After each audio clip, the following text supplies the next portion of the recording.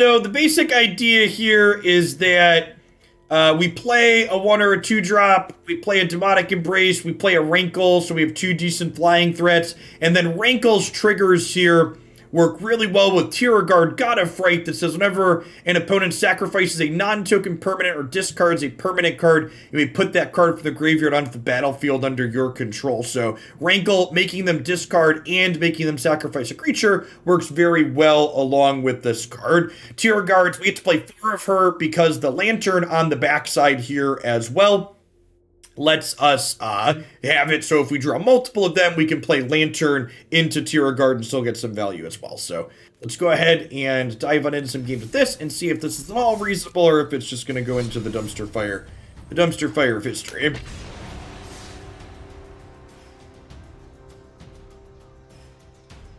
I don't know what the text box on 4-mana Liliana is. You're going to have to, that one you're going to need to give me some explanation for if you think we should play it.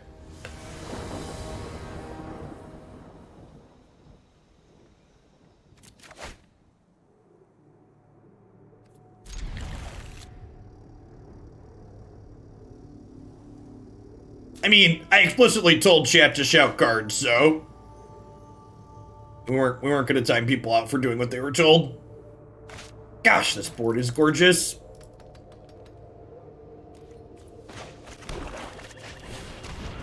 It's so pretty.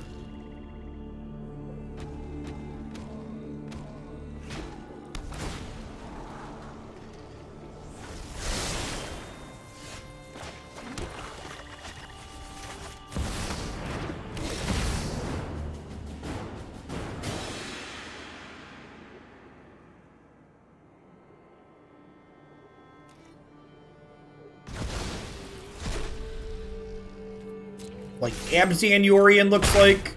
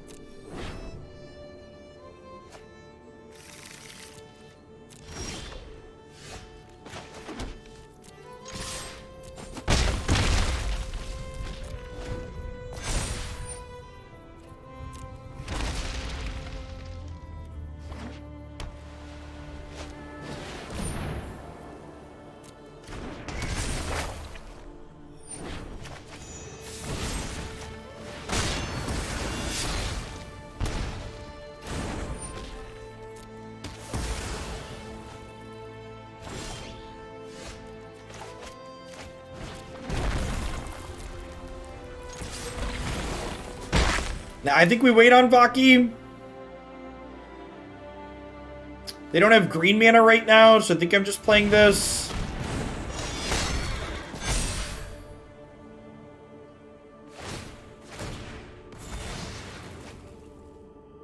Killing the 0-4 is a little aggressive, but we're definitely the beatdown here.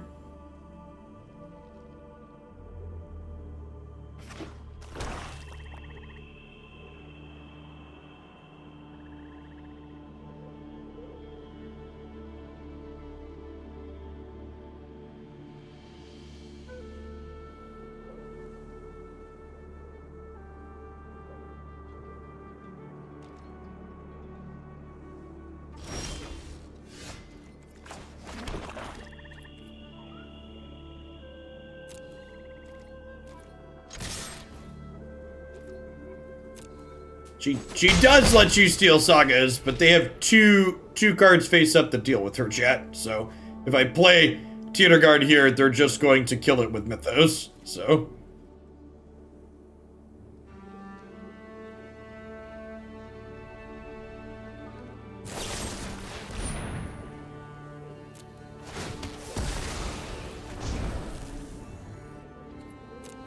we're just going to pass here and hold up Murderous Rider / drawing a card with Castle.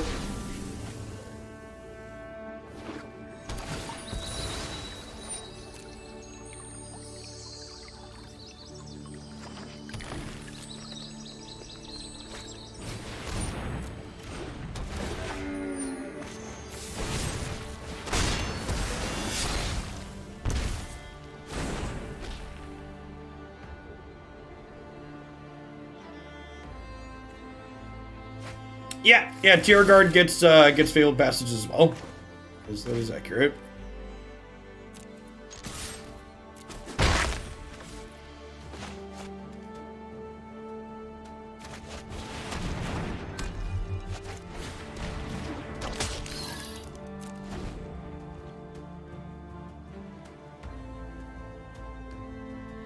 Well, so depending on their life total, they're just going to take 3 here.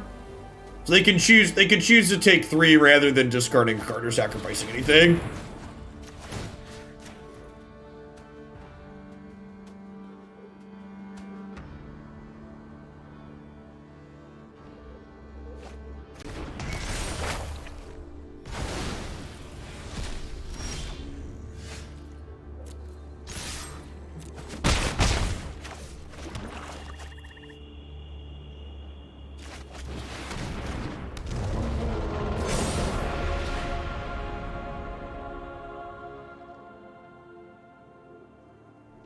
Alright.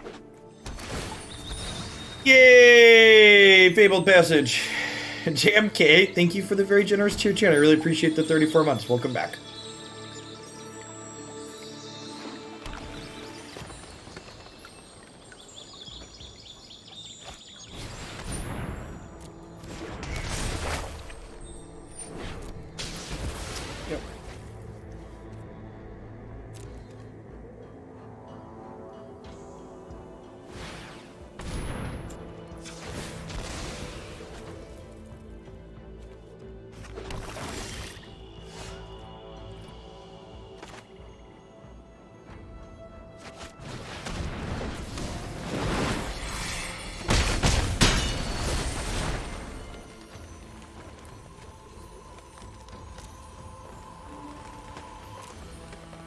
I think I want to sacrifice here, even with the Scorpions.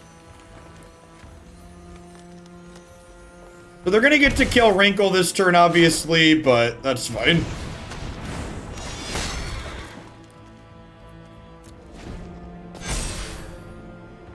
So if we draw an untapped land next turn, I get to Rankle and Tergrid.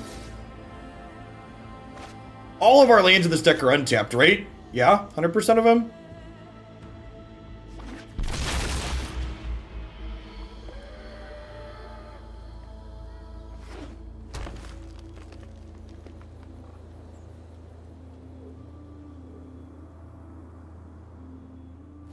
Yeah, castles are conditional, but we've got plenty of swamps.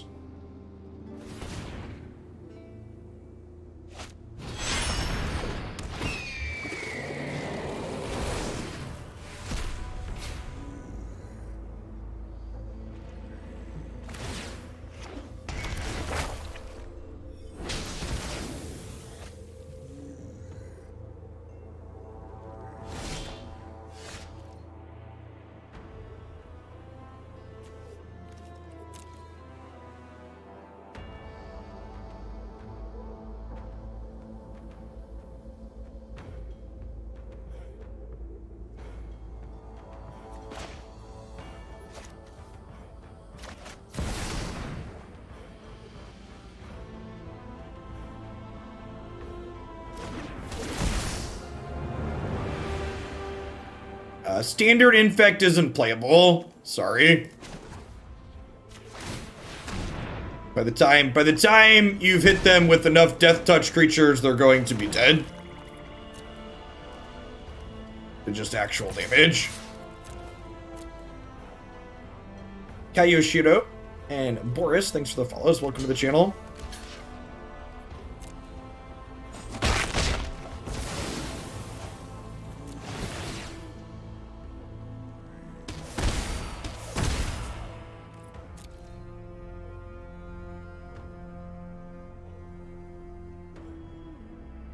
Well, yeah, that's the point. Like, good cards like Questing Beast, you'll just have them dead before the rest of it matters.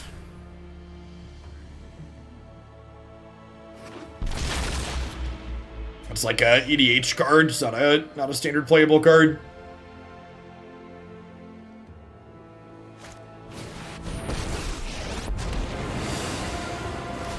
If the job is wrong, I change the terms. Too easy.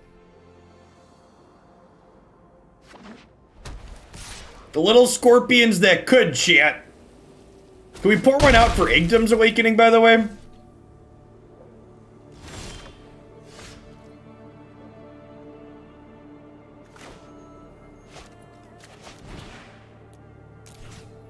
Gosh, don't even have a 3-drop to get. Never lucky.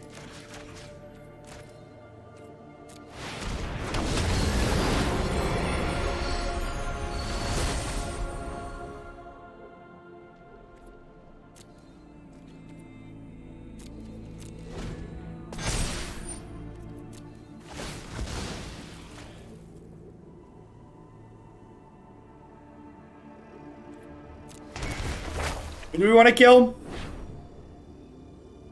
It's probably just Kaya, right? Lance, thanks for the quarter view. I appreciate that. Welcome back. Keeping me around. You made this? No. No, I made this.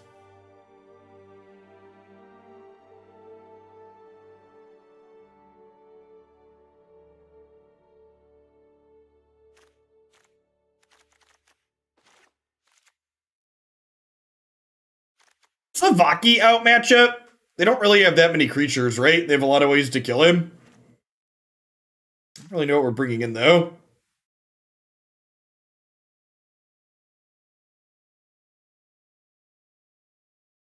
Yeah, Duress is probably better. Cut through all their sagas.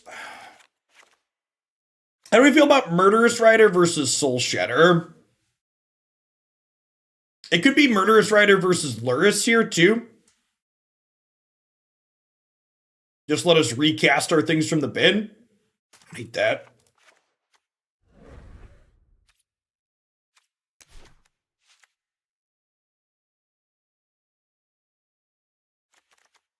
Yeah, Tybalt's fine. We're just pretty unlikely to ever, like, have the red to pair with him. I feel like the Tybalt just, like, happens sometimes. It's not something we're going to push for. Yeah, having 8 discard spells sounds nice.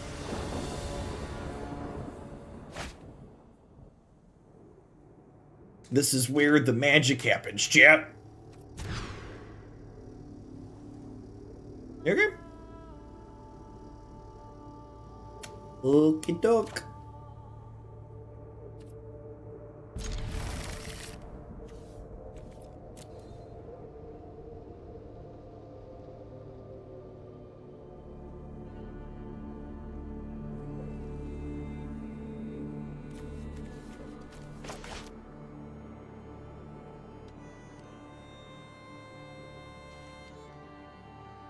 Opponent mulligan to 5. You love to see it, chat.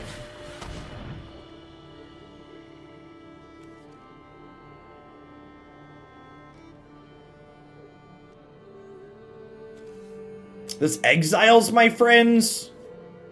This makes an angel. So which of these do I want gone and which do I want under Kitesail Freebooter?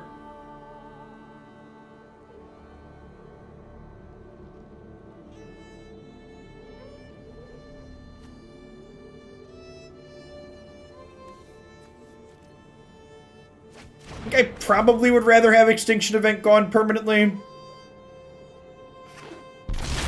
Yeah.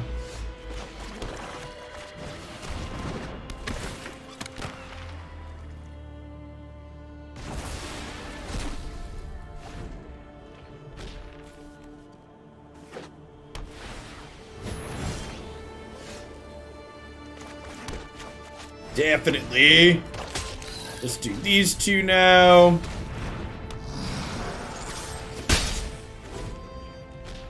Hey, Faith Age, thank you for the 51 months. It's a really long time. It's been reasonable.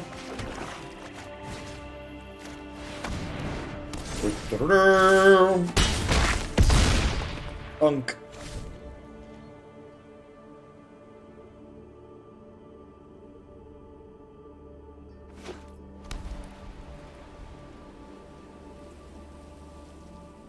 Oh no, not your Sky Noodle.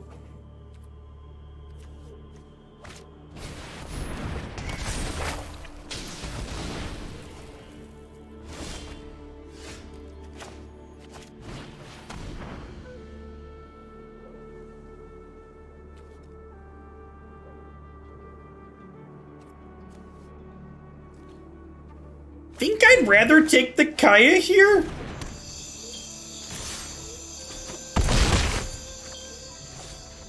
I think. That's close. Them getting to exile Shade seems annoying.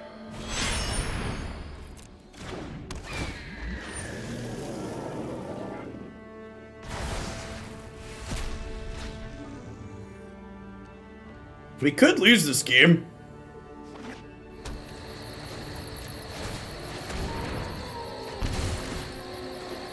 That's a good one.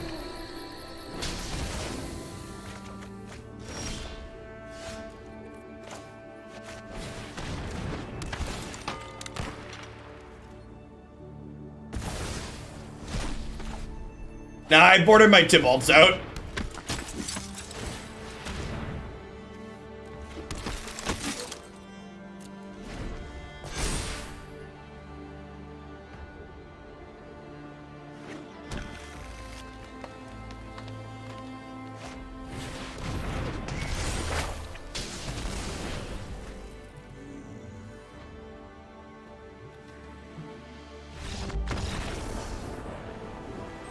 Alright, Serrated Scorpions 2, Yorion 0, chat.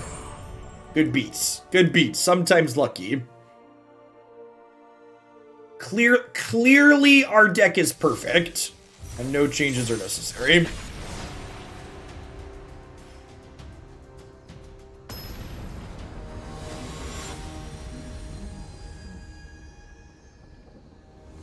We don't have any 2-power 1-drops, chat, but we've got Serrated Scorpion, and it's not messing around, okay?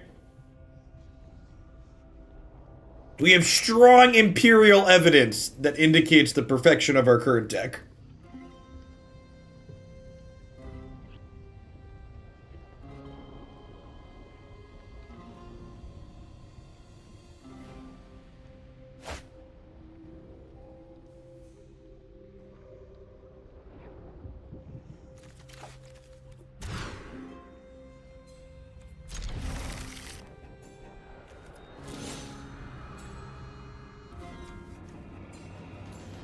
You sit on a throne of lies. And both of our discard spells here, depending on what they're doing. Due to deck size, beating Yorion counts as 1.33 wins.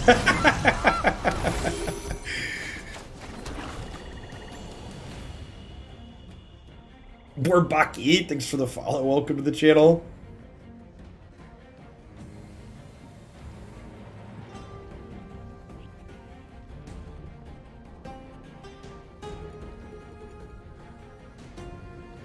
Probably want to lead on Valki against a Goose deck in case they're a Wicked Wolf deck. Valki clearing out Wolf would be ideal. Yeah, probably mono green food. Hey, Probs, of course. Thanks for the 10 months. Welcome back. Alright. Show me y'all secrets.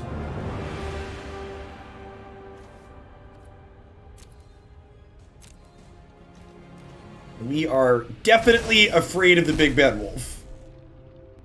Kitesail Freebooter's not looking stellar here in the face of the Monstrous Rider. So we're looking for a Murderous Rider or a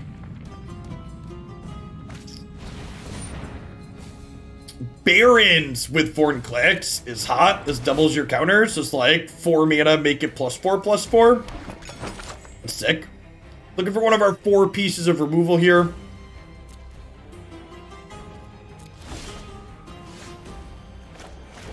That is not that.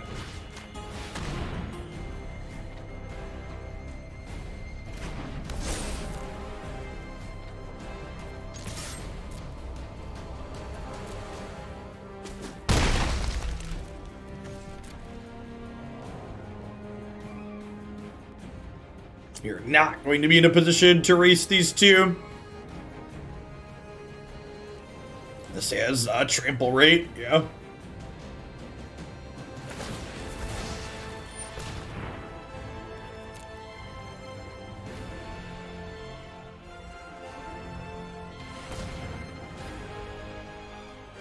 Yeah, the fact that they can't Binding or Elspeth Conquers Death this card seems like really big game. This is probably a card we want to play with at some point. We're definitely gonna do that today, tomorrow, or Tuesday. Some point this week. Okay, that gives Kitesail Freebooter something to do at least.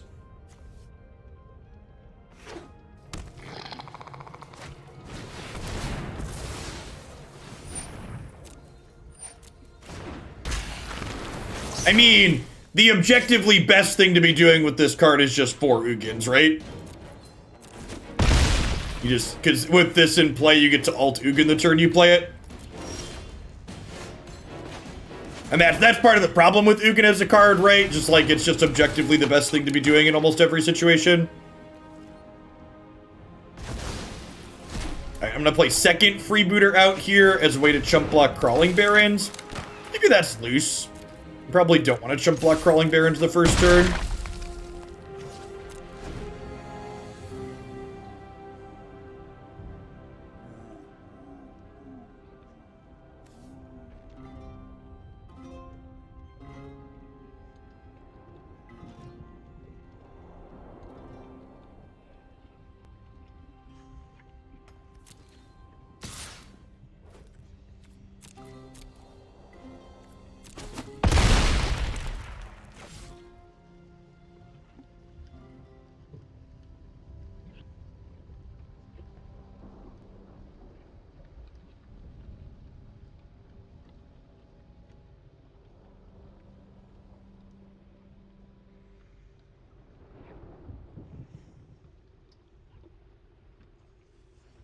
If we peel one of our 4 removal spells for the Murderous Rider, we could maybe have a shot here. If we miss on that this turn again, this is probably done. Deck only has like a 30% chance of going off. The actual math says the Tibalt's Trickery deck is 60+% to have it if you're mulliganing to 4, looking for your cards appropriately. So, just as an FYI.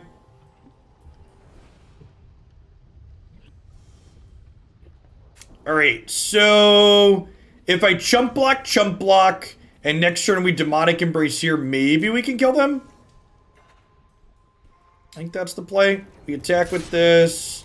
They'll get the Great Henge back, but they can't cast Great Henge if they're firing up Crawling Barons.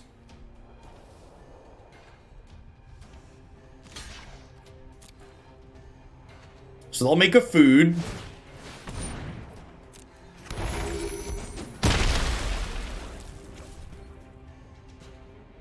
Yeah, with the calculation, no, Mortex, so you don't just play Ugin, you play more payoffs than just Ugin. So you're right, if you're only playing Ugin, you have a pretty low chance. But the odds of... What happened? Oh, I was like, where's my other counter? Vorn clicks.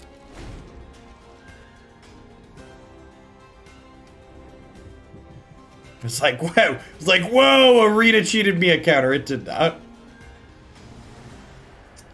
Great Henge would give them 2 life. Well, if they're getting their Great Henge back, that means they're attacking with Crawling Barons. And if they're attacking with Crawling Barons, they can't play Henge this turn. Alright, so they're dead, right? The second Demonic Embrace is lethal. But they get to gain 3, 5, 7, 12. Are we short? No, I get to attack with these 2, right? Yeah, I have exactly lethal. We have 13 exactly in the air. Nice. Sick race. No, they get 2 more from the Henge. I'm dumb. This is 2 plus 3, the food. I was just saying the food. Does that do it? No? No, it does not. Ooh. You know, did I mess this up? If I would have, instead of kicking this for 1 more counter, if I would have played this with Demonic Embrace last turn, I would have been able to play Rankle this turn, which would have meant that we'd be attacking for 6, 7, 12, 14, 16. So yeah, so if I wouldn't have kicked this, and if I would have put Demonic Embrace on this last turn, I would have killed them with the Rankle top deck here. So I could have beat this gain 5 if I would have Demonic Embraced instead of kicking.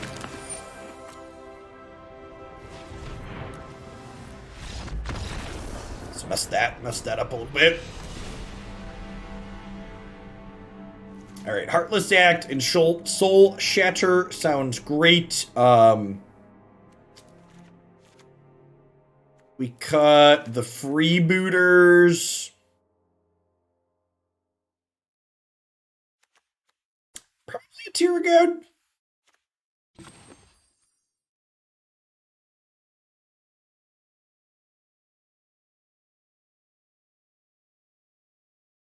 The 4-mana only pumped Valki by 1, so it's not really meaningful. This is probably the cut, right? The Lantern's not very good here. Yeah, my math didn't account on them top decking Henge.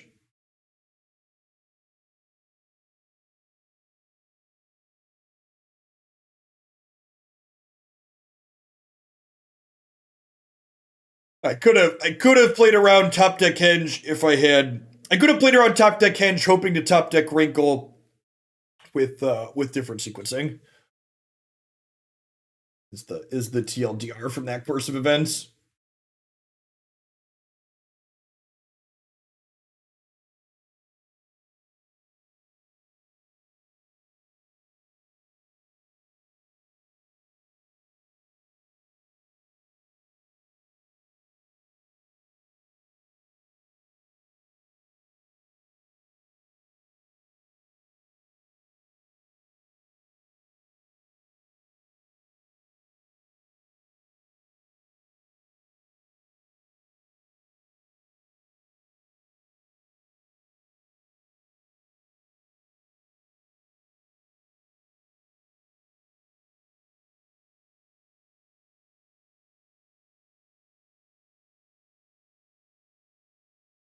Opponent clearly didn't have their sideboard plan for mono black aggro together. Having to wing it a little bit.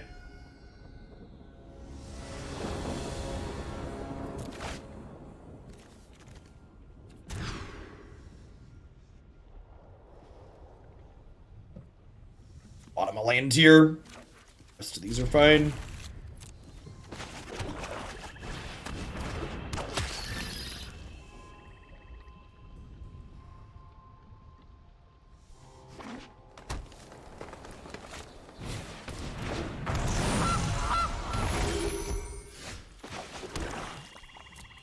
A BDP? Yeah, exclamation point GME will give you my thoughts on the GameStop situation.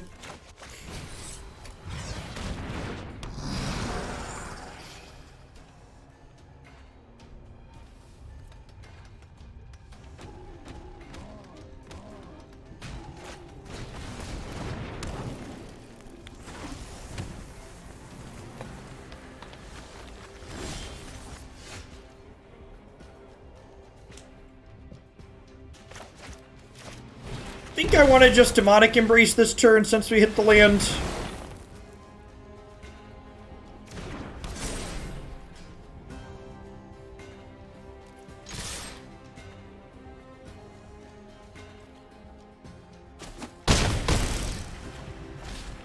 Hey, Demox, thank you for the 32 months. I really appreciate that. Welcome back. Thanks for keeping me around. So if they wolf here and they want to kill the scorpion, they have to sack the goose to keep it alive. So they're just trading, deal. Okay, so then we Demonic Embrace here, discard the second shade, attack you for 6.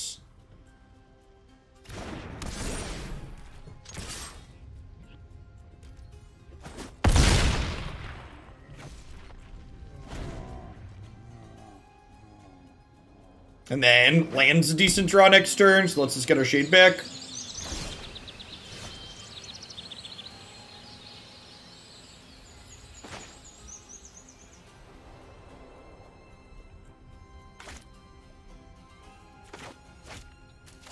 Do this and make an informed decision about what we want to do this turn.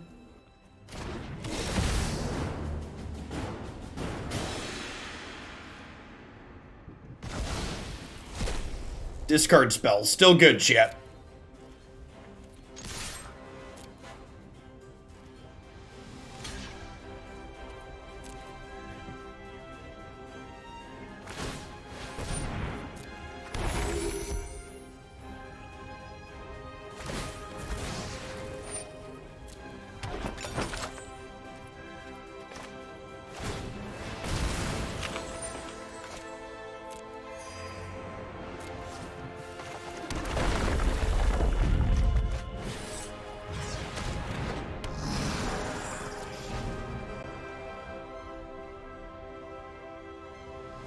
So they're at 11. We conveniently have 11 here.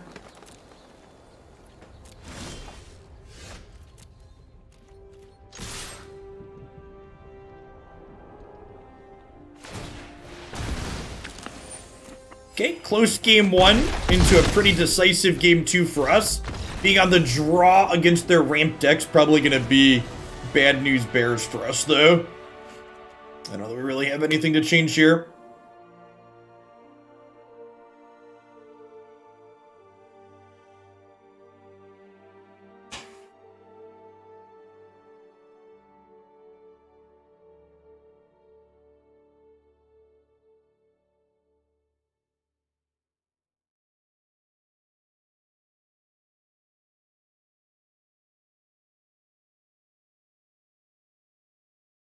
Stretch the old legs out.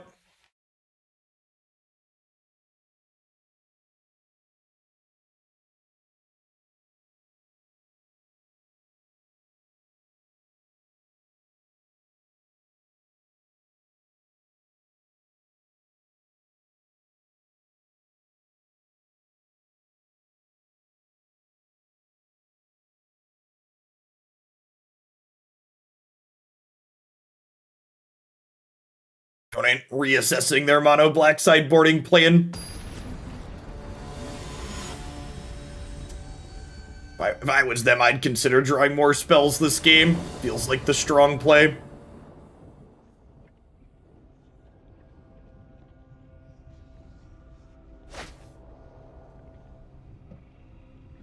Yeah, that sounds good.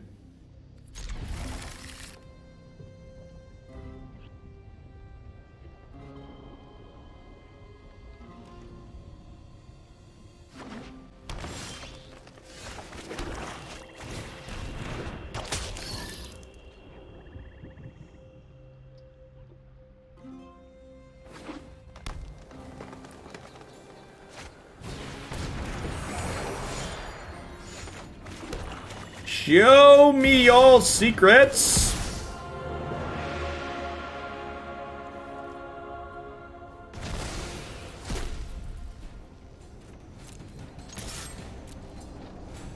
Get to Soul Shatter a Vivian here too.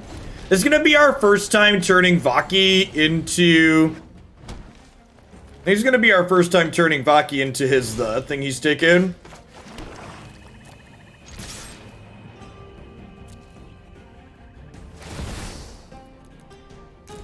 Alright, we pay 3. Pick that one. Thank you for the follow. Welcome to the channel. So they'll go land, Vivian, they'll make a 3/3. We'll play a land, pumping this up to a 5/5 attack. They'll chump block, we'll Soul Shatter Vivian.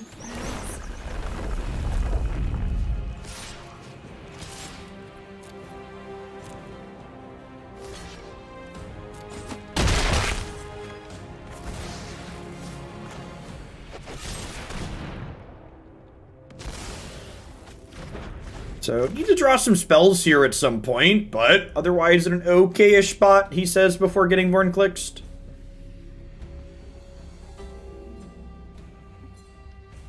Why does Valki ask to set X? I don't know. I guess you could theoretically have more than one card exiled with him, I guess, is the idea. I do agree that feels strange. Are they going to fight Valki? Yeah, card's the thing still. Oh, it's for each in Commander. That makes sense.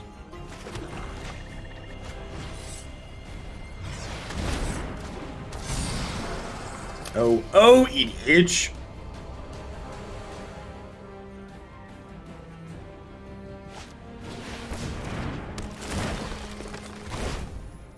I don't think we can beat the Great Henge from a position like this.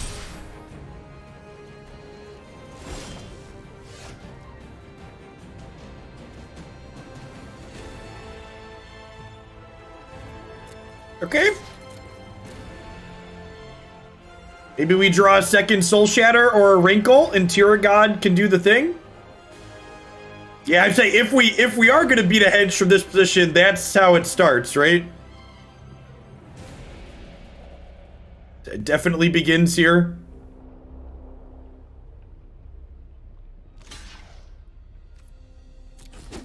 Oh. Well, now we just bring that back, right?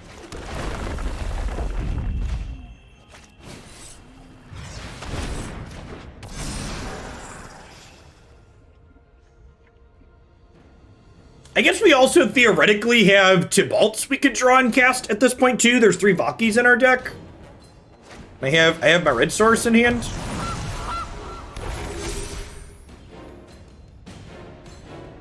Goose is actually good against us because it means Rankle can't hit them, which makes Tergrid a little bit worse.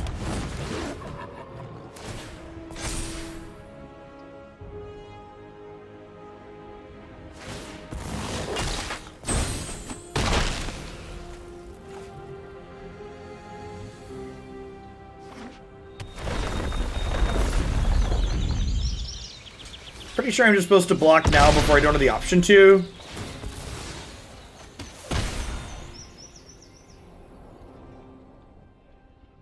Got an opponent cycled Shark Typhoon. Well, this card's extra good if your opponent doesn't know what it does, I imagine.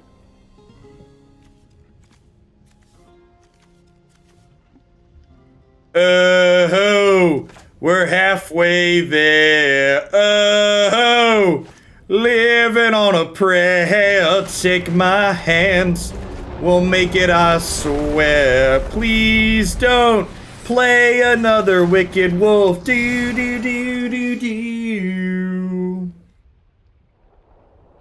Alright, don't make me chump block and don't kill my god.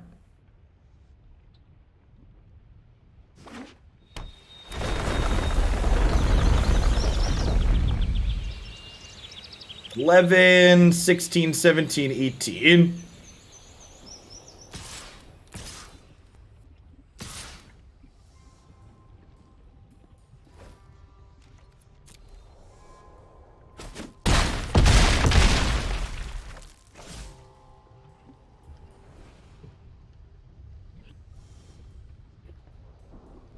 Damn it, they have a fight spell. Remember when mono green didn't have a bunch of spot removal?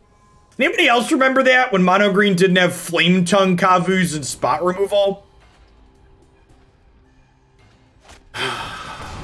Ooh, it's not a Doomblade. It's not a Doomblade. Don't do it. Have a heart.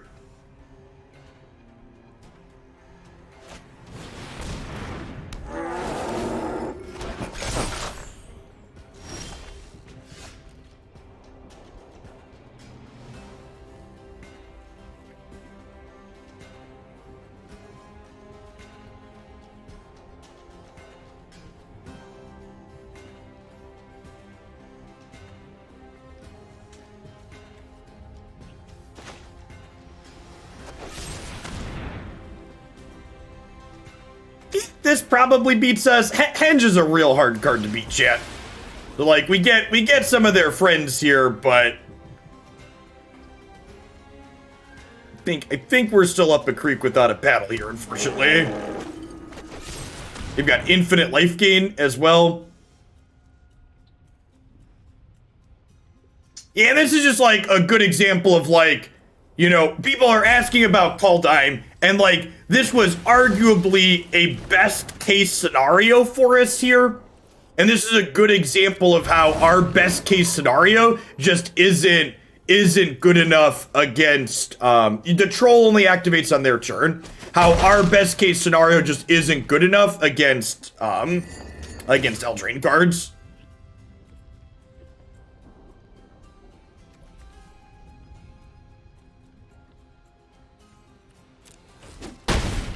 That's what it unfortunately comes down to.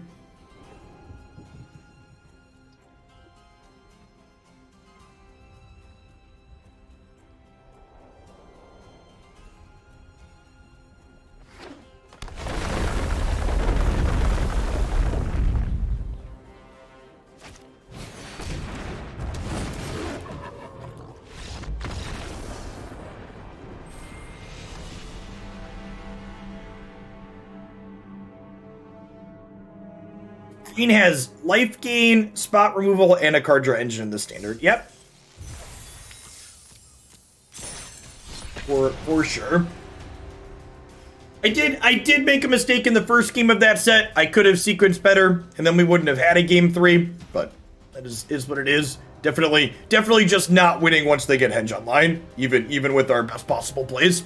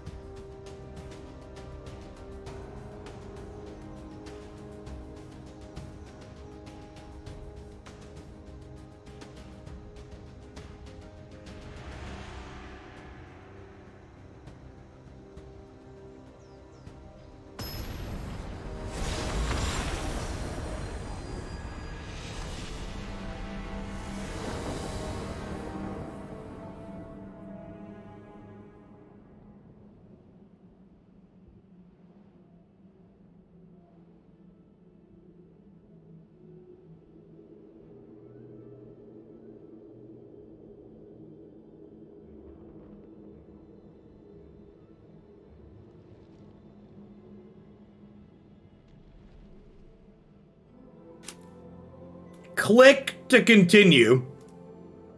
The lie detector test determined that was a lie.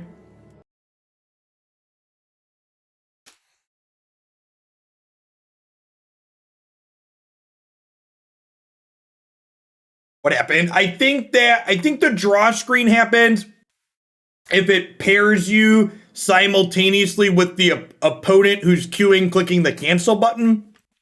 I think is what happens in that result.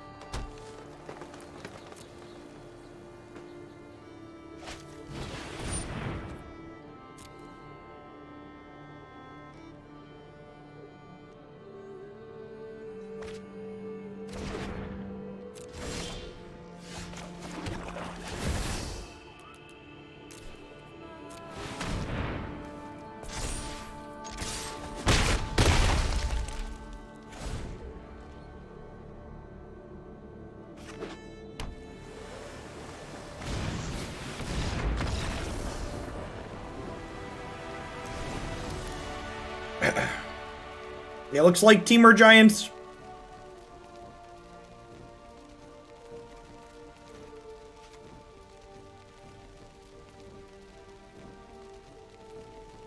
Clicking submit? Who's in for clicking submit? I don't think they have enough non-creature spells to justify Duress. I've got Kitesail Freebooter. And they've got enough creatures that Valki is still good too. I think we're just on the run it back plan. Run it back now, y'all. See, the key to winning that game was playing our Pinchy Scorpion on one chat. Pinches.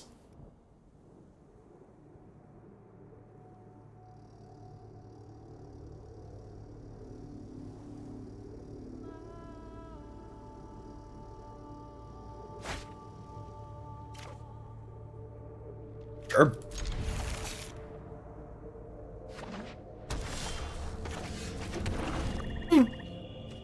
You're supposed to play that tapped on one.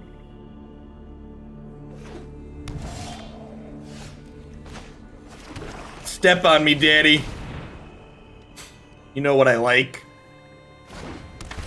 It's stomping time. Still get to look at their hand at least.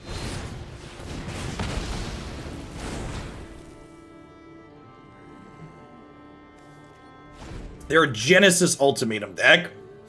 Guess that makes sense. That could change my opinion on Duress if we were taking a combo card. I think I could be down for taking.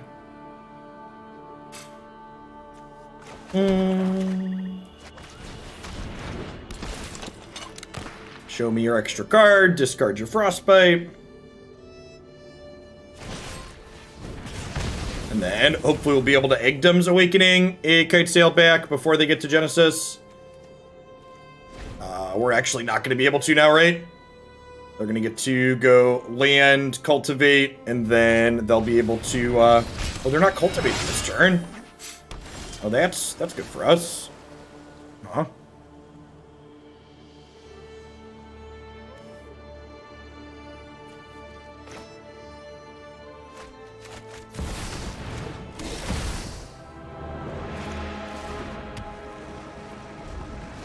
So I need to draw a land next turn in order to stop this from happening.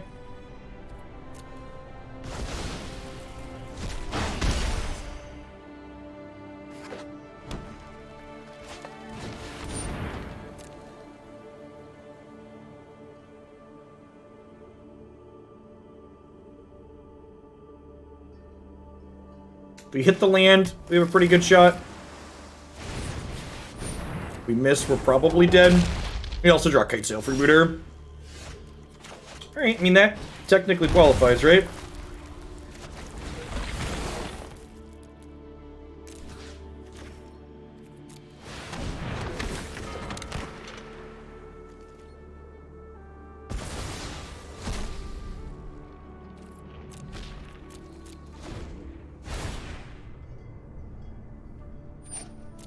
This gonna sit here and wear us down still. I think I'm chump blocking with Valki this turn because I need to lose 2 life from this and I have to soak up hits from this for a little while still yet. Hopefully Murderous Rider plus Demonic Embrace can get us back in here. I really need to draw, I really want to draw another land this turn, right? So I can Rider and Soul Shatter.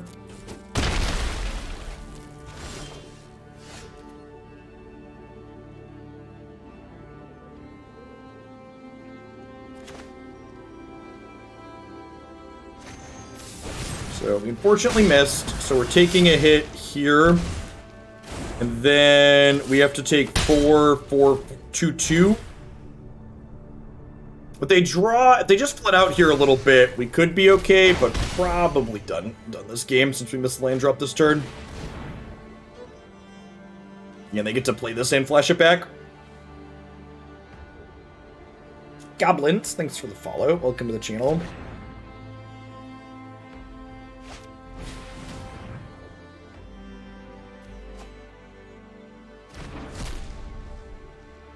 They're not that far off of World Tree doing stuff here either.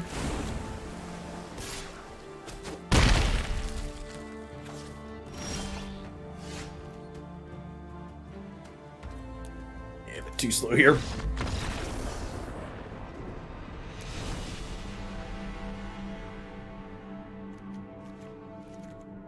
Tier guards probably too slow in this matchup. I'd rather just have Duress.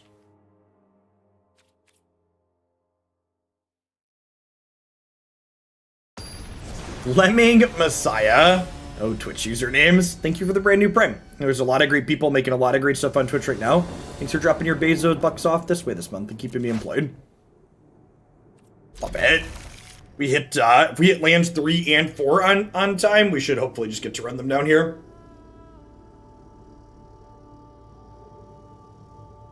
My opponent mulligan. Do you know what I love to see when I have my hand with triple discard spell? My opponent mulligan. That's what I love to see.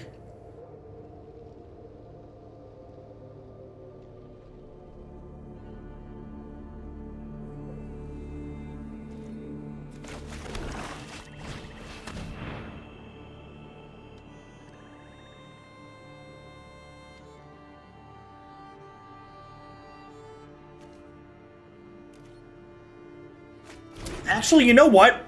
Maybe I'm supposed to take this so they can't play it as the land. Oh, they didn't play it as a land. That's so greedy. Well, I messed up and they messed up back, so dealerino. This is just going to be trying to draw a land anyways, so I'm pretty sure we just take the guaranteed land.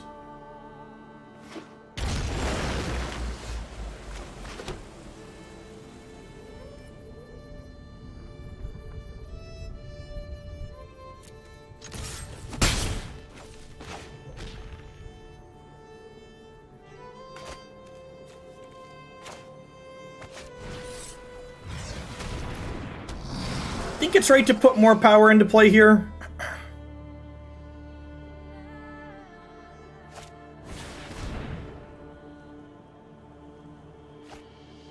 Even if we brick on the land, we can embrace the Skyclave Shade here.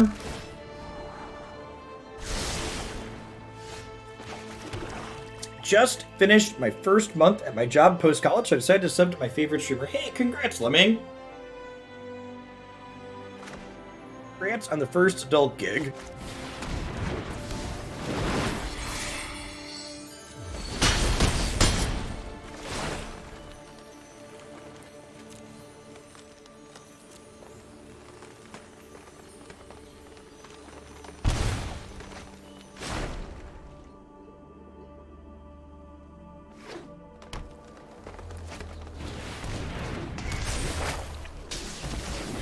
Marty's not around anymore.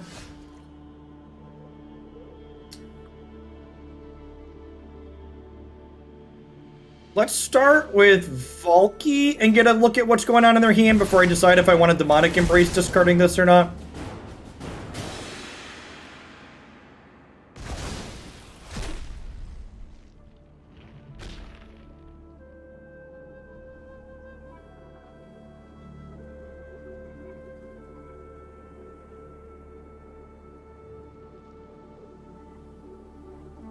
I think we just Demonic Embrace and try and kill them, right?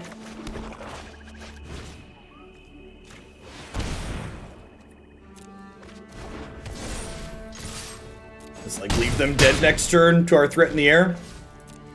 I have no idea who knocks.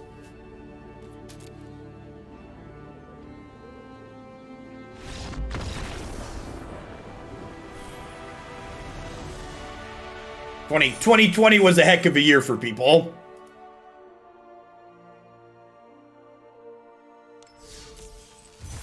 None of us are the same people we were a year ago.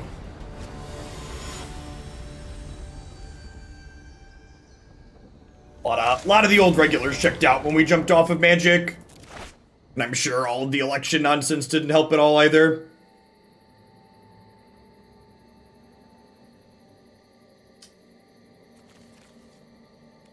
Hand has 1-drop into 2-drop. It really needs to draw some lands, but I don't think it's a mulligan by any means. We've got our pincher on one. which sounds lovely.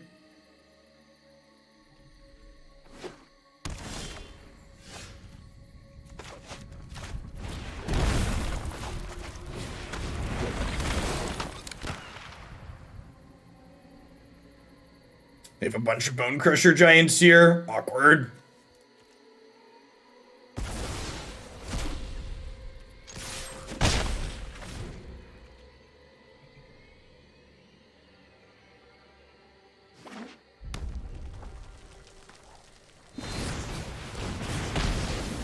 Just want to draw lands for the next 3 turns.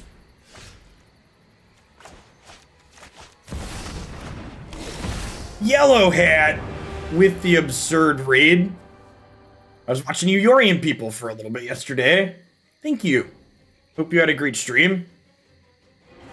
So I think we're taking Bone Crusher Giant, because otherwise it just kills Valki here. The Woe Rider plus a Cronin War is still staring us down, though. If we hit the land next turn, we can Soul Shatter or murder the Woe Rider, but they've still got the village rights. They're probably going to get picked apart here.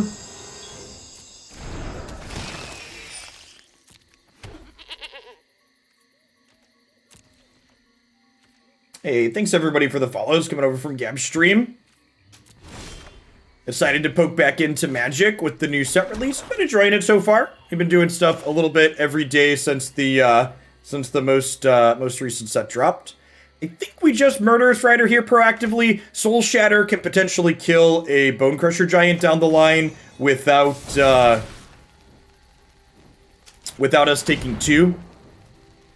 And killing this now lets us get in with the Serrated Scorpion for some chip shots. I think we're going to need all the chip shots possible here.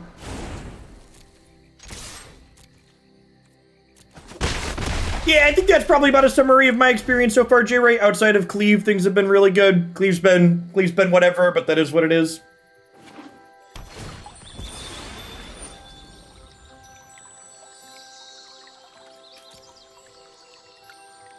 That's true. To be fair, I didn't say people weren't watching Standard. I more meant people weren't streaming it. But yeah.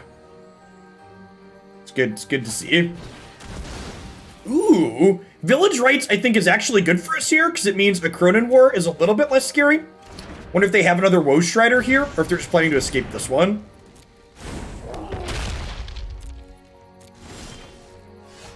Land would have been good there. Demonic Embrace isn't terrible, though. So with Demonic Embrace, do we just, like, suit this up and smack them? That's not good against a Cronin War, right? Is the problem. All of our plays are kind of awkward against this. What if we just suit up the Scorpion to make 2 reasonable threats in the face of this? I could also just Shatter and kill the Bone Crusher Giant.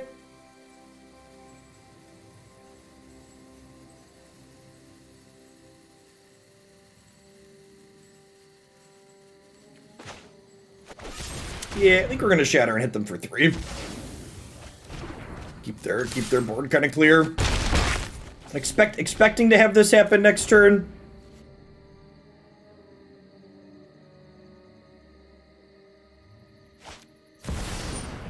They're Valkying us back. That's rude.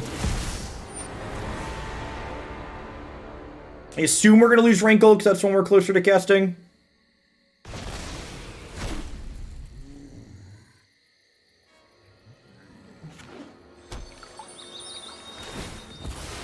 Hopefully they're just putting Wellspring into their hands here. If they have another play to the board here, we're going to be in a lot of trouble. Hey, Distortion, thank you for the 12th month of support. I appreciate that. Welcome back. Good morning. Almost afternoon here in the cornfields. Yeah. I think we're committed to this play at this point. Suit up. And then, with this threatening to turn into Rankle next turn, I think we offer this trade. This doesn't die to Bone Crusher anyways.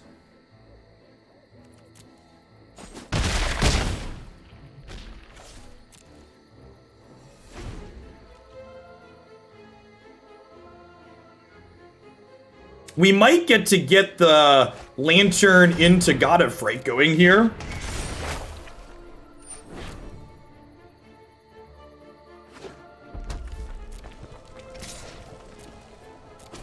They're low enough that they're gonna have to discard things. Although I guess I don't want to Lantern them to start while they still have my Scorpion, huh?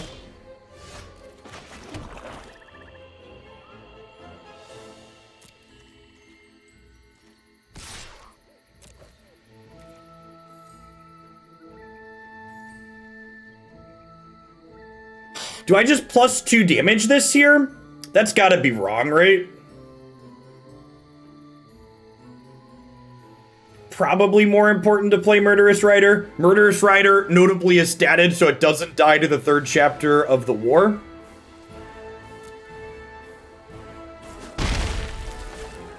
Activating is also pretty bad in the event they have a Bone Crusher Giant. The fact that they got to steal my Serpent, my Scorpion, means that they're effectively at 2 life higher than they are, though, as well, which is awkward.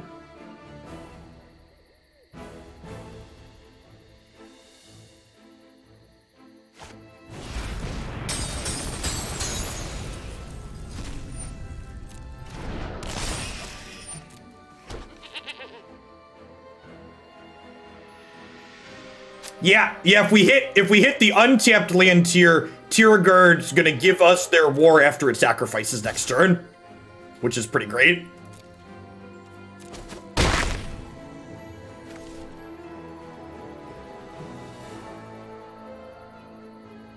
We had a very absurd host from Yellow Hat, Gabriel Nassif.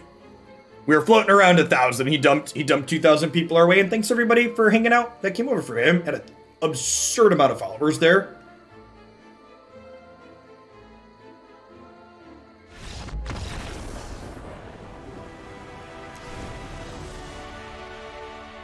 I mean, we take those, I guess. I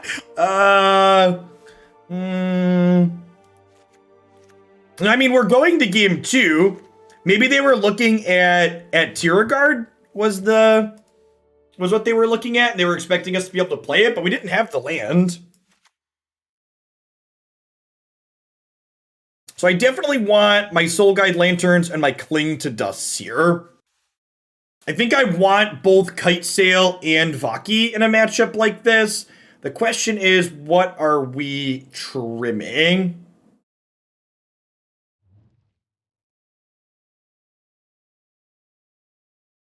On the draw especially, I feel like we probably need to be more defensive.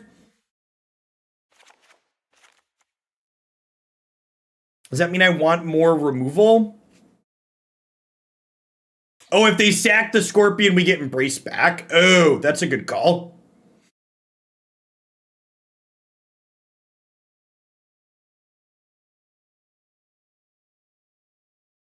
Let's try this. Let's just swap the Whisper Squads out for the 4 pieces of 1 mana Graveyard Hate and see how this goes.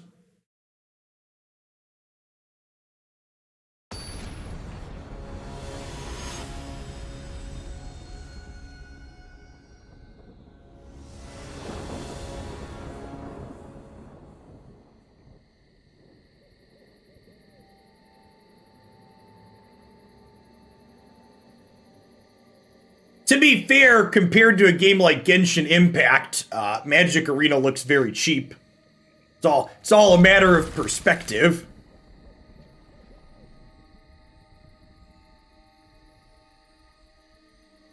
I don't think that's strictly true, Stormcooper. I think Arena's definitely better after the most... Magic's format's better after the most recent set. Runeterra has been worse than it was previously since Lee Sin was buffed.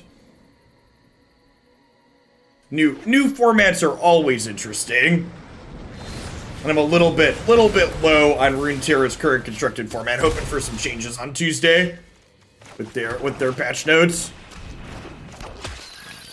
Got an interview for a kitchen manager job. I'm in a management position right now, and the company is small and can't offer health insurance. When interviewing, I feel comfortable until it comes to money. I don't want to ask for too much and seem rude, but I have asked for too little. It won't be worth my drive. How can I approach answering that question for how much do you want to make? Just answer honestly. Just tell them the amount of money that it's worth to you to take the job. Capitalism dictates they basically pay you as little as they possibly can to make the most money. So just be honest. What in your head, say, what is this job worth to you, and then ask for that amount of money. And then if they say no, then it's fine because it wasn't worth working that job for less than that amount of money to you.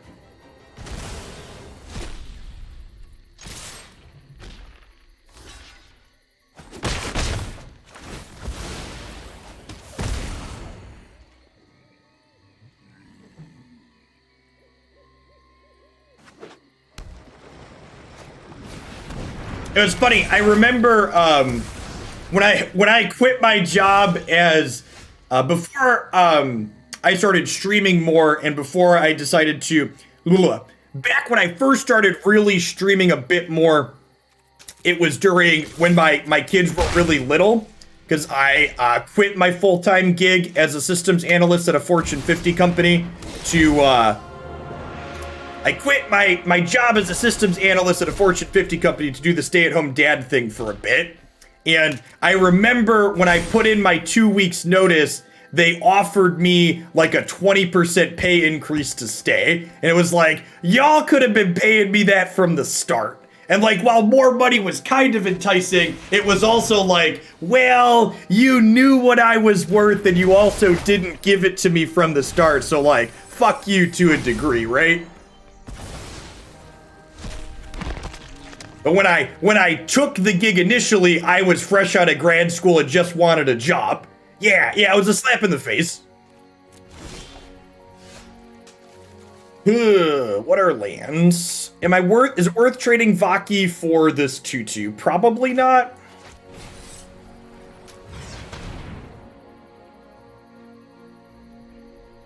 Correct. They always do it to young people. Yep.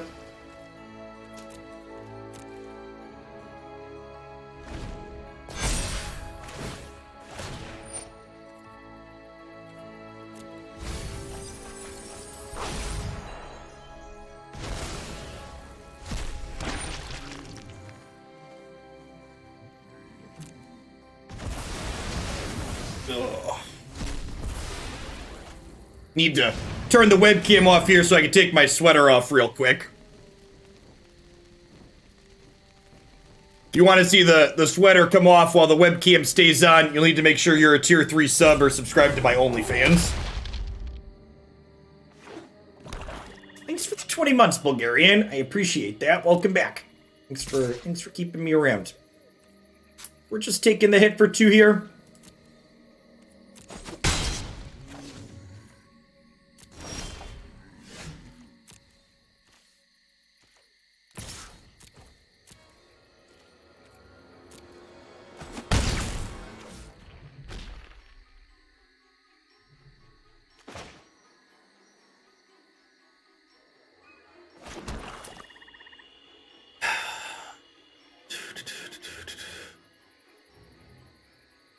So opponent doesn't have a ton going on, but they have a draw 2 here, and they have this in the bank still as well.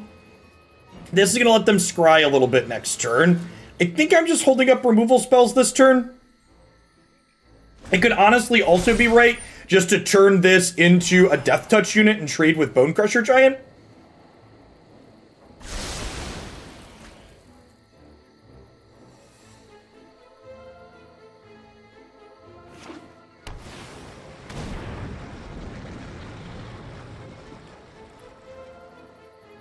It could also be right to just Soul Shatter. Yeah, I think I'm just gonna go ahead and Soul Shatter. This is sweet because it doesn't play into Village Rites. Because if they sack that to Village Rites, they have to lose one of their 2/2s.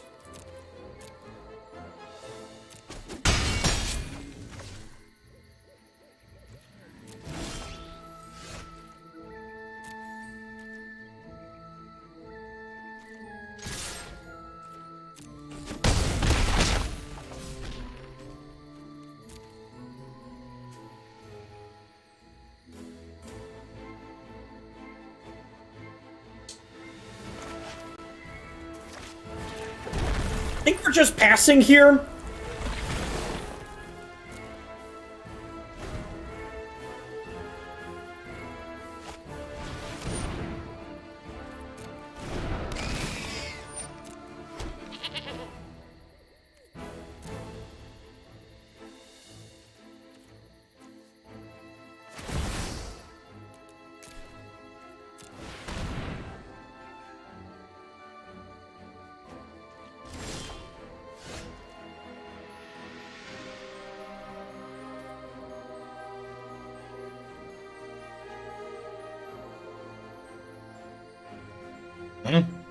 We're supposed to be waiting to play the front half of this, right? Both the stat line and its effect are very reasonable.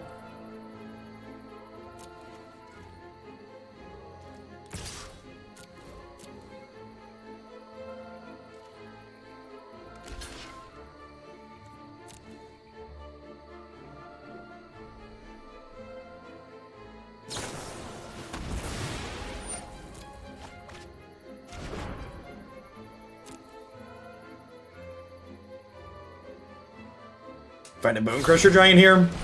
Yeah, that's unfortunate. Huh? Yep.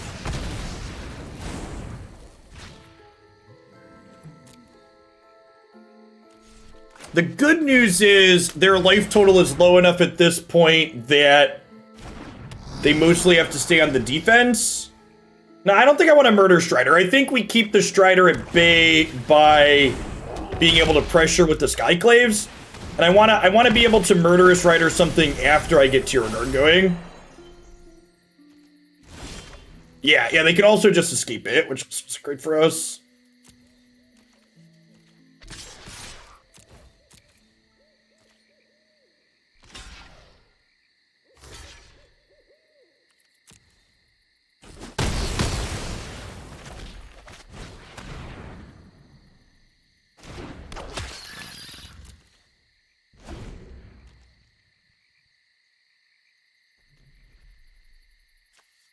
Infinite cards in their bin. We're fortunate they haven't hit a Croxa.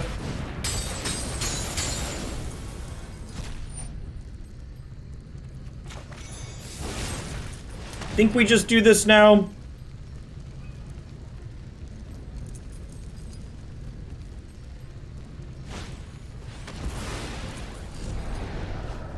Another village rates is rough.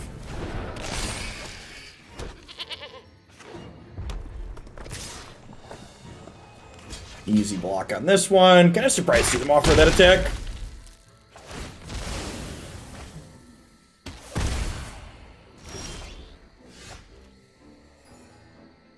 Well.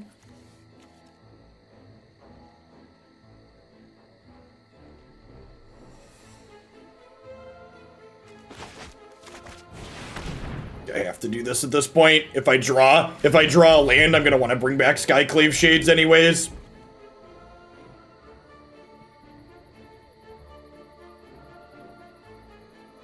A Bone Crusher here. Heartless Act, sure. Yeah, that makes sense. They want to close the game out ASAP. And they unfortunately have plenty of things to sacrifice here. We just missed our 5th land for a little bit too long.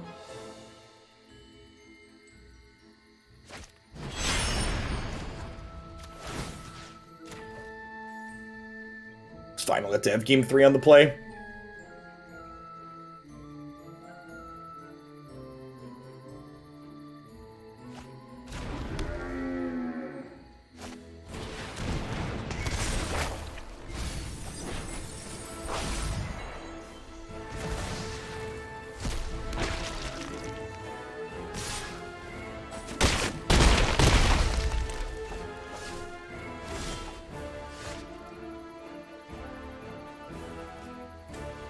We did next turn. Yeah.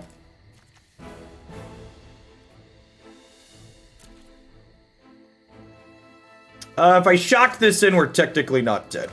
Oh wait, I can't play it and do it. Yep. All right. We want another land? I don't know.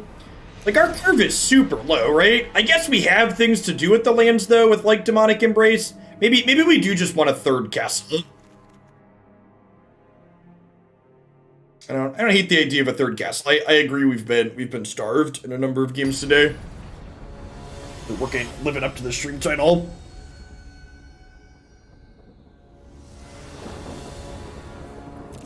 Trying to curve to 5 might demand a little bit more than what we're doing. Feels magic, man.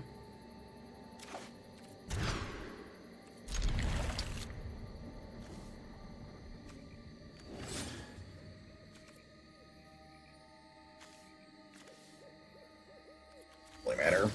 Just keep these and hope to draw running lanes here.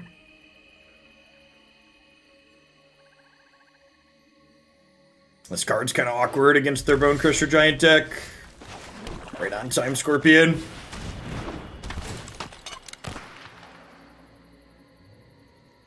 And there's that. We'll take their claim the Firstborn. So they can't claim plus Village Rights us.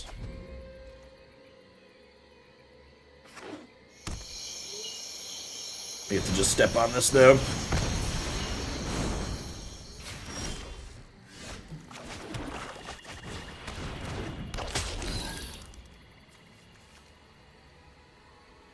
We have that uses red mana. Valki's backside.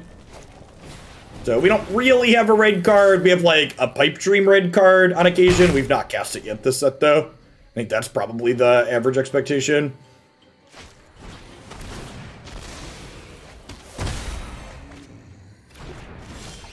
Yeah, and with the Akronin War here, we're just dead.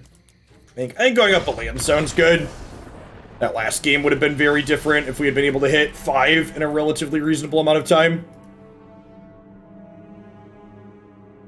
Honestly, it might even be right to just play the full 4 castles and play basically 26 lands, with 4 of them being Awakenings. Awakening's pretty good as a spell too. What are the cuts if I want to fit that in? Whisper Squad's been pretty awful. I guess it let us beat down that one time.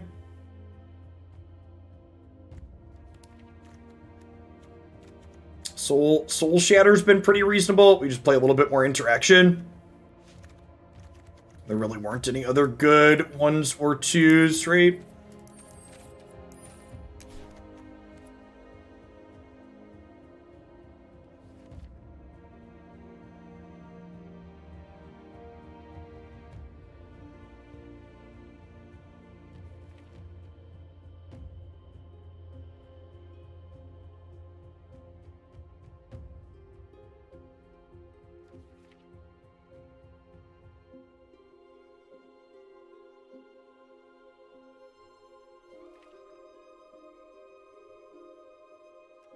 All these are pretty bad.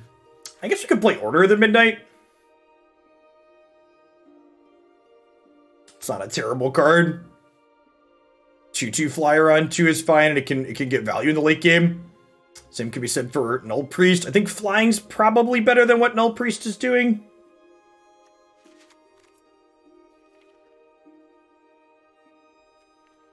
I think I'm going to try that. Hey, little Siggy, thanks for the quarter of a year. Yeah, looking forward to Runeterra's patch notes on Tuesday as well. You and me both.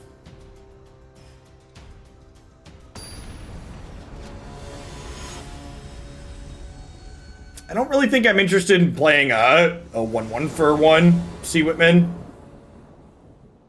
Stonecoil Serpent's not a particularly aggressive card. It tramples, I guess, but that's like all you could really say about it.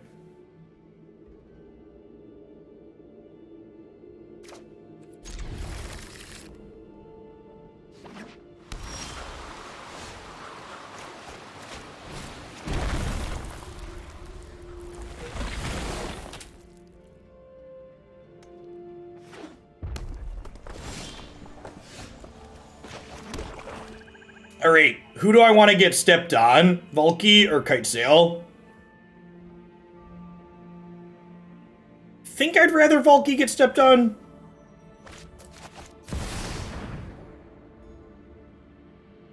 Nah, it'll probably just be a YouTube video, Pino. I'm not going to pause in the middle of Magic to review Runeterra patch notes. I'll drop all the viewers I have off.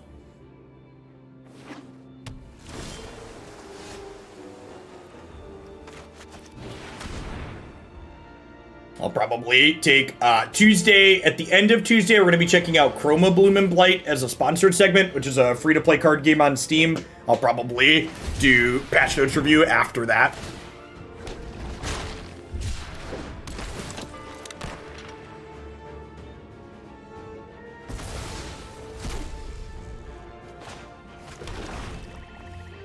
All right, well.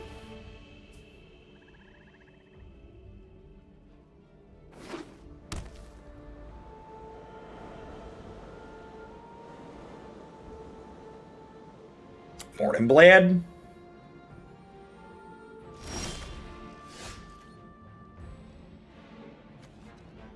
Okay, I think we take those, right? Afternoon Wicked Zen. It is afternoon now. We're 15 minutes into afternoon cornfield time. Gotta change the greeting. So I assume we'll see a 3-1 flash in response here. I guess they could theoretically bounce Kitesail, but then I just go like land, replay Kitesail. Deal.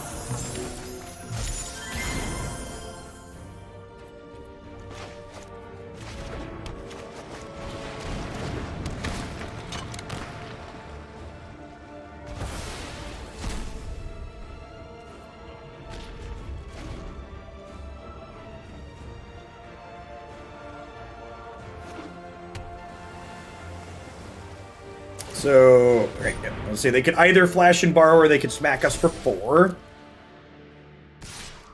Jims, thanks for the follow. Welcome to the channel.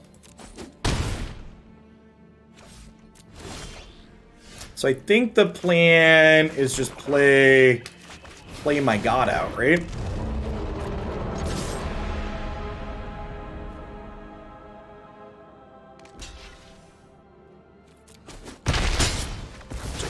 Pretty thick stat line here. The fact that they're already through a borrower is good. Means we're slightly less likely to get tempoed to hell and back.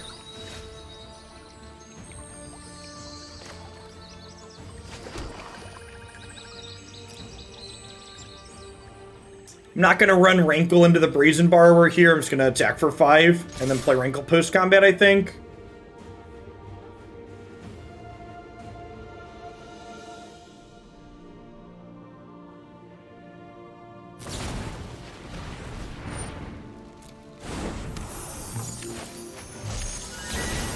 Now we can murder this and then play Murderous Rider out. Stops them from Shatter Sculling the God of Fright next turn, which is nice.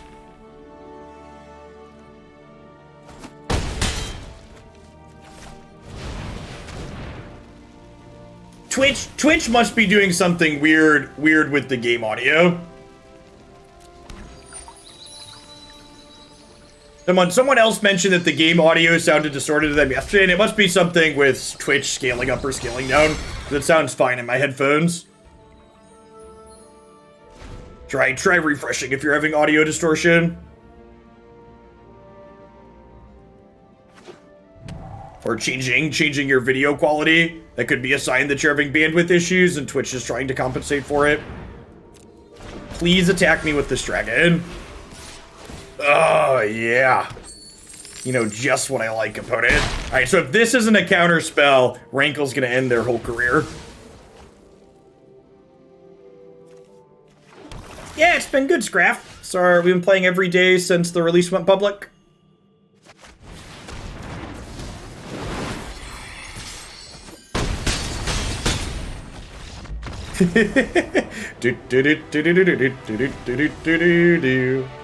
Soul Shatter kills their dragon without giving them a counter, which seems great for us.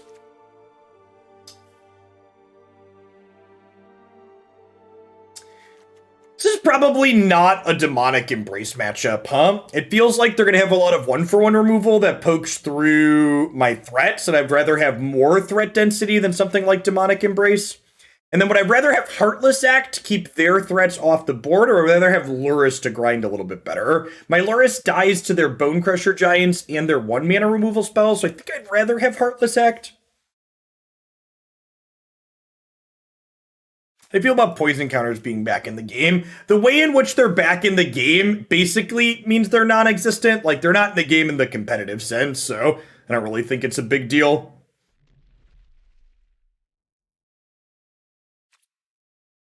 This is a Duress matchup? I don't think so.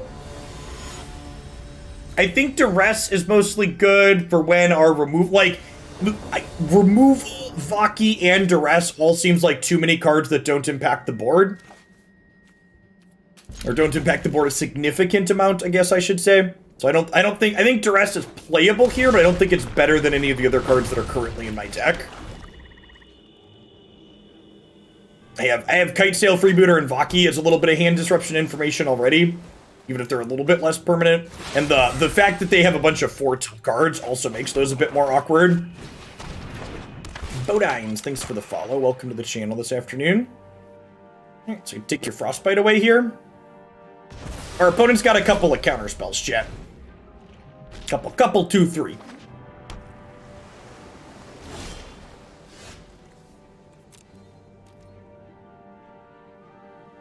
Skyclave Shade should be very good in this matchup.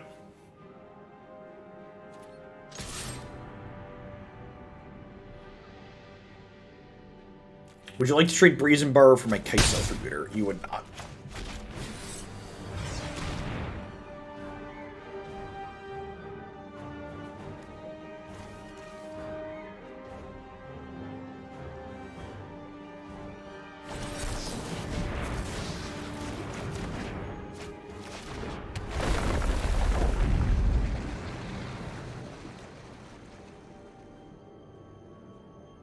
Pretty sure we still play the land out here, even though we don't have another one. We'll draw some more lands eventually. Yeah, going up to 26 lands with the 4 castles is definitely right. This deck's a lot more mana hungry than it looks on the surface. Golden Goats, thanks for the follow. Welcome to the channel this afternoon.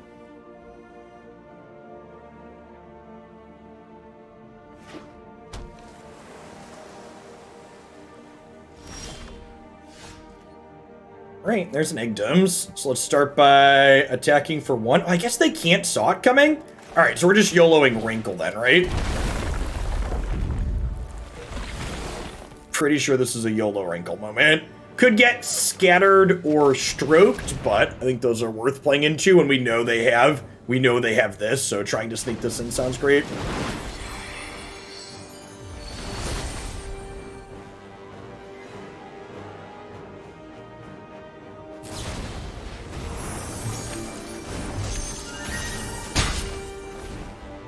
Yeah, I think this card's super reasonable, with Dream Trawler still on the fringes of the format too. The fact that it always kills their biggest thing means that it's the downside that Edict effects tend to have is a little bit mitigated with a card like this. They're about to land Dragon us.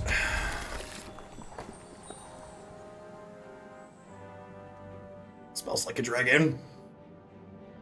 Pretty scary. No dragon! Land drops! That sounds great. Alright, so let's start by attacking for 1 here and see what they do. And then I think we're playing this without kicker.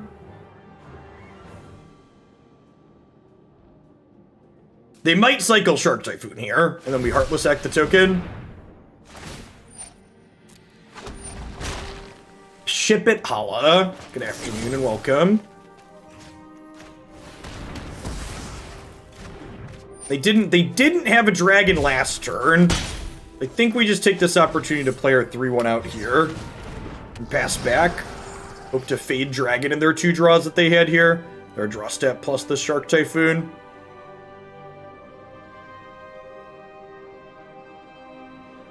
If they have land plus dragon, we're gonna be in a bad spot, because then they can stop Soul Shatter. With Sock coming. Yeah.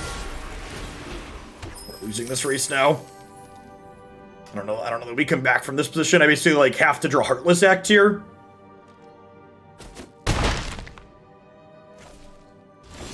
I don't know. I think leaving up Soul Shatter is being pretty results-based in this instance. They had the opportunity to play Goldspan Dragon and have a thing last turn, and they didn't do it, so I don't know why we should play around it this turn.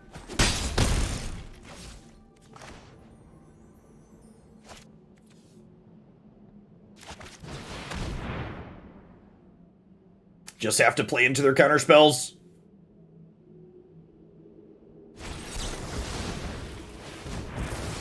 Should we play snow basics in case the god gets the snow payoff? Yeah, technically, but I prefer my full art basics, so I'm gonna give myself minus a couple competitive percentage points. Every deck you should be playing, every deck in the format right now should be playing snow basics.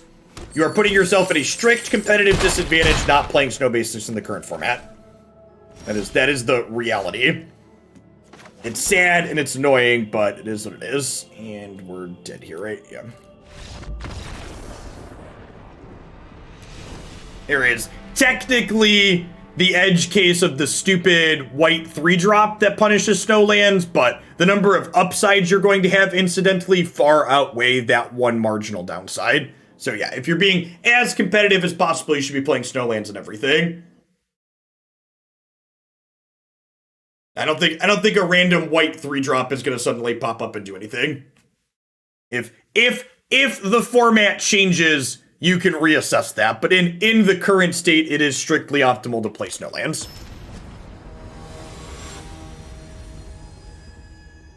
No, with Castle and the Pathway, we don't have enough to play the creature land. I think I'd rather have Castle and the Pathway. To all the people out there that are actualing me and telling me about this white card, go get out there and prove it. Go play in some tournaments and go put some results up and put your money and your time where your mouth is. Until then, the rest of us will be living here in reality where that card's not seeing play. I'm not telling you you're strictly wrong. I'm telling you that you haven't proven me that you're to me or anyone else that you're right. That if you put in the legwork, maybe you can, but as it remains to be seen, reality disagrees with you. Alright, step on me. Well, I guess they can't stop me, right? They can have the deal too, though. They're pausing in priority, so I assume they're going to shoot this in response. Look at their hand, though. Elite Akim, we watch. Welcome to the channel, folks. Good afternoon. It's a little nippy. Little nippy. Got a bunch of removal spells here.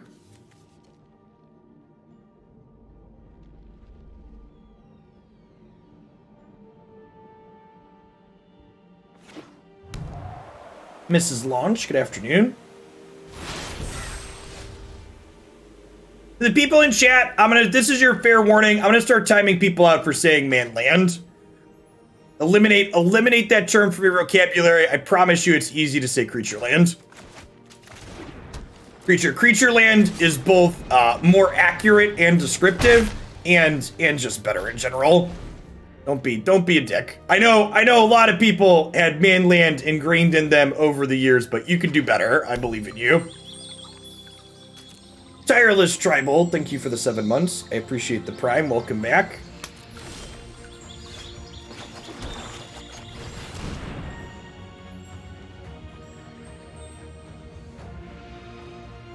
Did you draw a counterspell?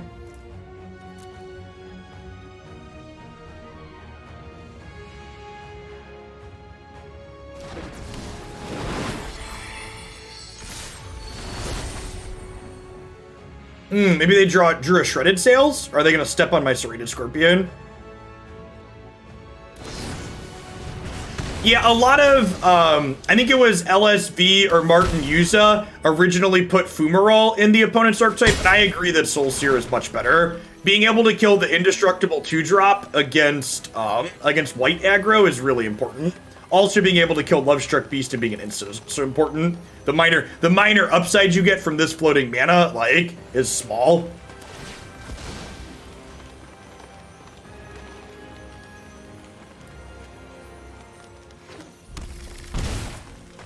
I mean, I don't think any of the foretold cards are pushed enough to really warrant needing specific answers to them. So I think the lack of answers is pretty whatever. The mechanic already kind of feels like it struggles to be playable. Alright, they got 2 colorless mana. Oh, and they foretold a card with it. Look at that value.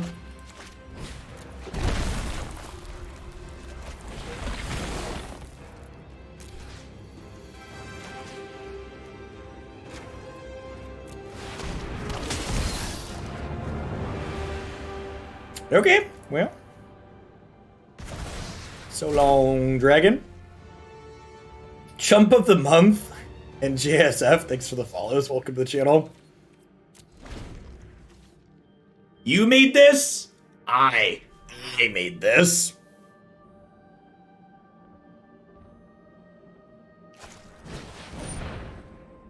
They're gonna dig for a removal spell here, I assume. They can't let Valki turn into a dragon next turn. Right, they tap something, so I assume this is dead. I feel like if you're not killing this, you have to double bottom there. Maybe they kept their 5th land. Please just play a Bone Crusher Giant.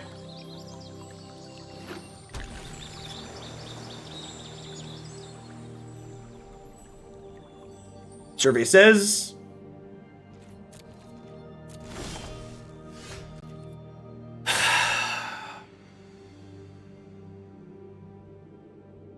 There's fear in my dojo, chat.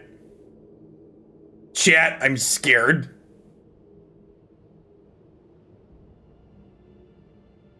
I can't get Time Walk this turn. I can't activate Valki and then lose it to a removal spell.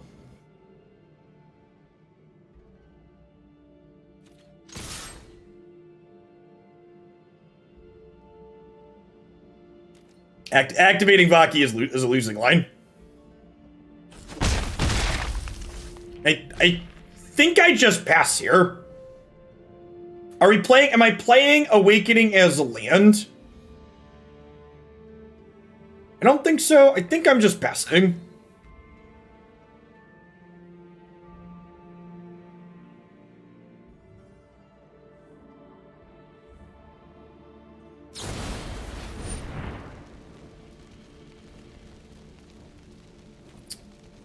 Sure.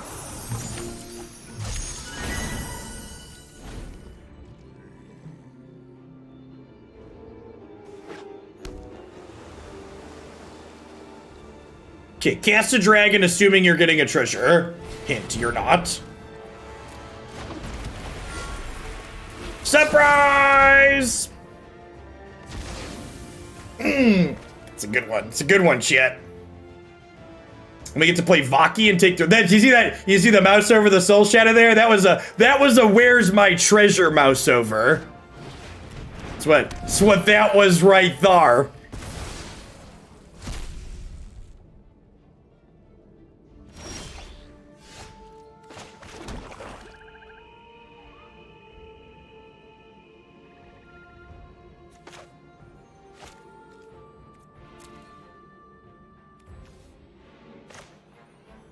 You know?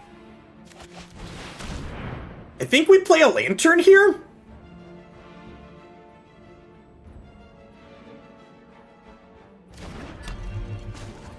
And let's start with activating this.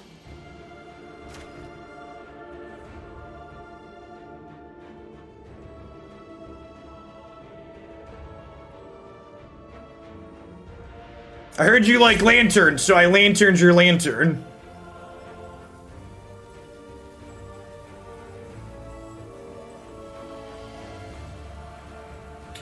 Blue-red deck stays competitive. This blue-red deck generates good games with and against it. Okay, yeah. And then, now I just hold on to Valki, right? I just attack them for 1, and then we plan to, like, draw a 7th land and play Tibalt. I should have waited to play my land out. I should have done this, and then I could have played this tapped.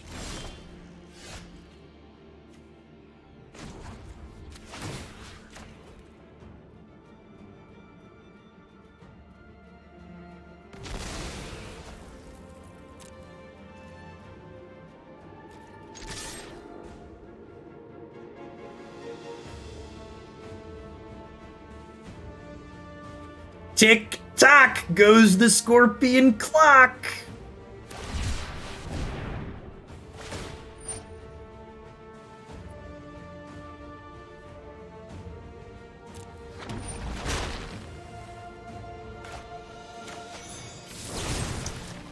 Okay, and then I think we continue to squeeze this counterspell, because they really want to use this mana this turn. Yeah, so I think we do this, and that squeezes the counter spell out of them here.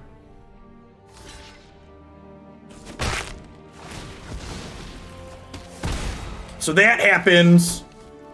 And then we pass, and I think we're at a point where I can pay 3 to draw a card.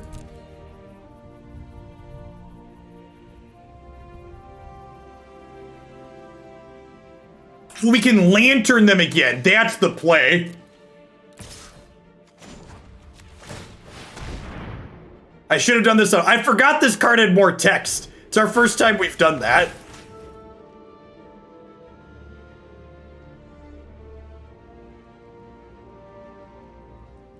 Hey, twiddle twiddle, the lantern and the fiddle. The shark jumped over the moon.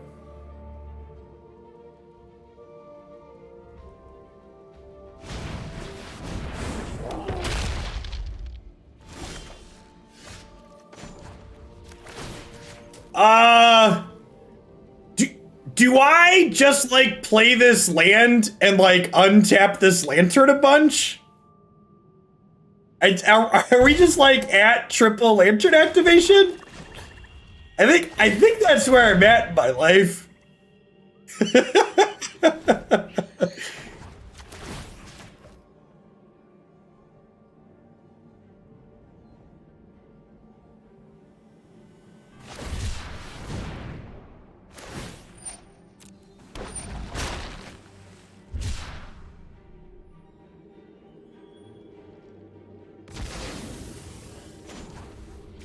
So I should title this deck Lantern Control on YouTube, right?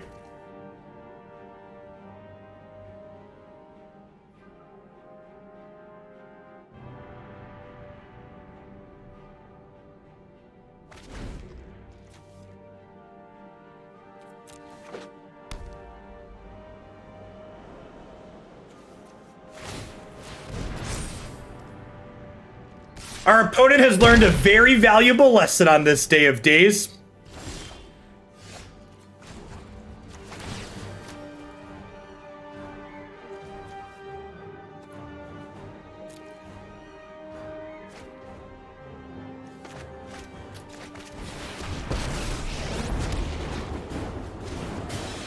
Beg. It won't help, but it amuses me.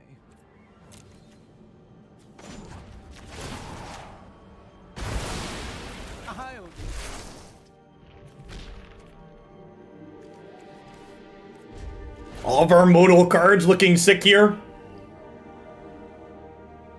And like this activation is lethal and we get 3 of them next turn, right? Did I miss lethal with the triple lantern activation? Quite possibly. Listen, I wouldn't have gotten to play my Tybalt if I did that, okay? I won't forget your transgression.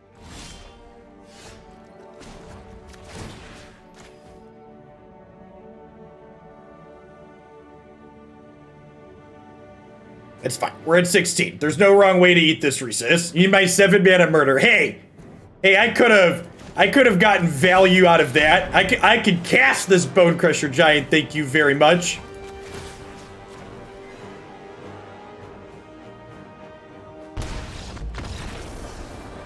Do do do do do do do do do do do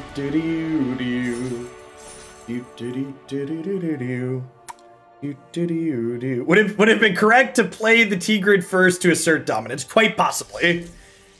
Wait, quite possibly would have been right to assert dominance. Yeah, we got another booster pack. What happens if we adventure Bone Crusher Giant in that situation? So we would get the adventure creature, but we could no longer play it with mana of any color, but we had a red mana in that instance, so it would have been fine.